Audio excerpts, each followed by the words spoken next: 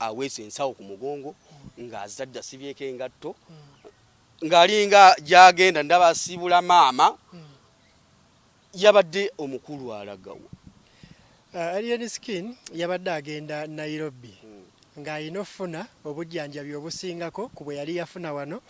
Then n'ekirala ekikirimu nti n'ofunamuuko ku break kuba Alien Skin ye muyimbi ndowooza gw'oyinza okugamba ngo ogyeko Good Life, twasemba kiraba ku Good Life, omuyimbi alwanisiddwa ennyo mu industry eno.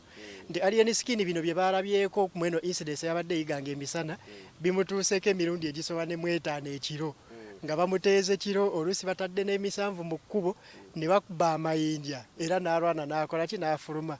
Naye ku mulundi guno baamusemberezaako okumpi n'okufa. Nti ejjinja lye bamukuba wano mutulala ng'eryokusaaga lyamusima nti yawungirako ne ku steering ng'ate wavugira waliwo ekiwonvu. Omuvubuka eyali ku mmotoka eno oyo mulala gwali naye era naye alina ofuna obujjanjabi businga kuba ye bamukuba ne bamuyuza omutwe yamunyeenya bw'ati n'amukola ki n'amuzza kuba yali ku mmotoka eno ebbali. So kaakati w'osisinkana near death experience eyo ebiseera ebisinga nti obaamu n'ekiwugwe ky'oba weetaaga okukola ki okugyamu ate ng'ebiseera ebisinga kiba kizibu nnyo omuntu okuwonera we yalwalira. So kati n'atambulamuko agenda afuna obujjanjabi obusingako wano naye nga nakino kyolaba kyali mu kukola kyali mu kuteekingamu nga break aba akyetaaga. Era nga ba artist ba Uganda ebiseera ebisinga tebatera kitwala nga kikulu ne waliwo ekintu ky'otuukako n'omanya nti kaakati kino kisusse ku competition kati buno bufuuse just butemuso alina okuba nga afuna obujjanjabi obusingawo okwo then n'okuba nga akkakkanamuuko ng'omuntu. Kyemanyi nti obulumbaganyi buno guba musango eri ababeera balumbye omuntu oyo. Alien baaloopa omusango era bwabanga baaloopa kati kafulumyemu ani agoberera omusango ogwo. Alien ekizibu kye yagaana okukaaba kasita yamanyi akyali nti abantu bagenda kulwana. Olaba Alien ennaku zino bakwatagana n'efiiki bulungi naye Alien yali asobola osiba fiiki. Eriyo pate eza influencinga nga fiiki okugenda n'akasuka amayinja ewa Alien. Kati abasinga bino yes abasinga bino byonna mulabanga ebipya. Naawe wennyini nga ku studio ya Sweet Kid era stilo yabakuba amayinja yali fiiki.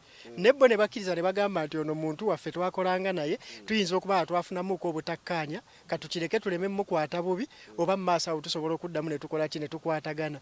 Era walaba layita ono baddamu ne bakola ki ne bakwatagana. So kaakati ne ku luno sisuubira nti aneesitula n'agenda n'akola ki n'aloopa kubanga incidents zibadde nga nnyingi ku bibadde nga bimutuusibwako naye tavangayo kuloopa oba kusiba muntu yenna. So sisuubira nti ku luno wanaakita simanyi ayinza obutakikola.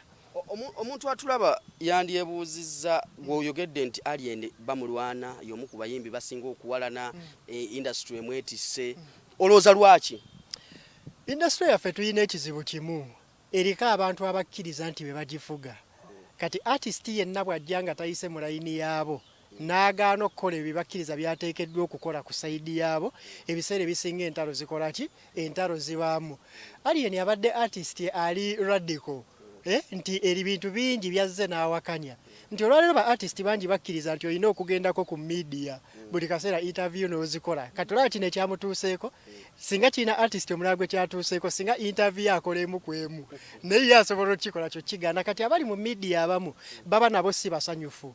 Lwaki mu kaseera nga kano ffe tuba tukwagala naye tokola ki kyokka ate ne mu kaseera ng'alina ebibye byayisa era still tebakola ki tebajja. Kati n'abanga alinamu ekiwayo ekiri mu media ng'enkolagana ntini najja mu bapromota n'ateekawo enkola ye n'agamba nti nze nyimbira ssente bwe ziti ate nyimbira ku zero balance.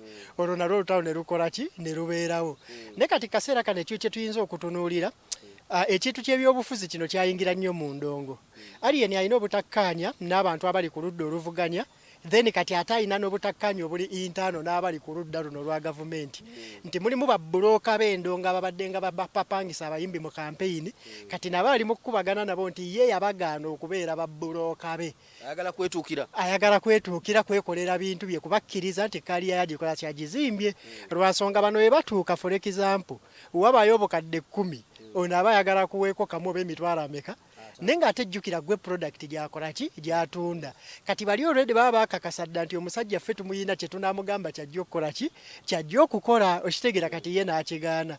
Kati mu kaseera kano entalo zayina ezisinga okuba ennyingi ziva ku kudifayinga order ebaddengawo artist butya bwakozesebwa emabegako omwalabye Palaso ng'akaaba ebya Kora Tunes Alien yabigaanirawo ng'ajja n'abaganza okwesa ennyimba zaabwe ku Kora Tune osooka kunjotyayo nkalu n'endaba n'omakakasa nti bikola bwe kiba nga si ekyo then ennyimba zange zireke era okakasa towulirako luyimba lwe mu Kora Tune kati abo bonna basigala bakola ki waliwo oyogedde n'ogamba nti Alien babuloka bajjawo wakati awo be batandise kubanga abamu bamulwana ate ku side yo erisa ate balitunuliza nnyo abaddala opposition abali ku ludda oluvuganya toyinza kugamba nti ne wana bamukubye abamu bagambye nti muyinza okubanga abantu babuloka basindika bano abantu bayitire mu kifaananyi ky'opposition bamutuuseko obulumbaganya abopposition bo balina ekizibu kimu nti ebyobufuzi babifuula byakirwanire nti olwana bulwanyi kakati oluusi ensobi gye bakola ne baba oluusi si be bakoze omusango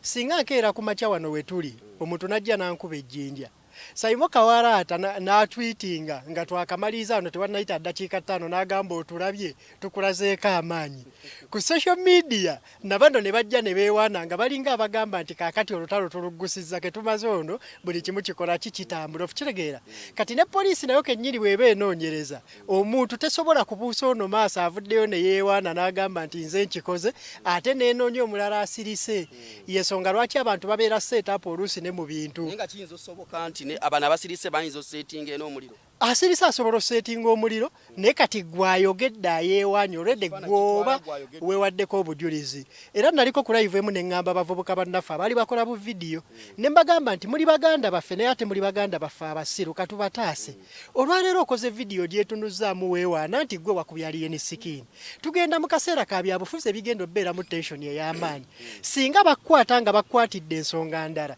naye ne bakuyunga keesi nti mwe mugenda mukuba abantu amayinja ng'obujulizi obutandikibwako bwe buno bwe weewaako kati ogenda kunnyonnyola otya abantu Ali ni Kasirye ensonga za Alien nsooke tuziwumuzeemu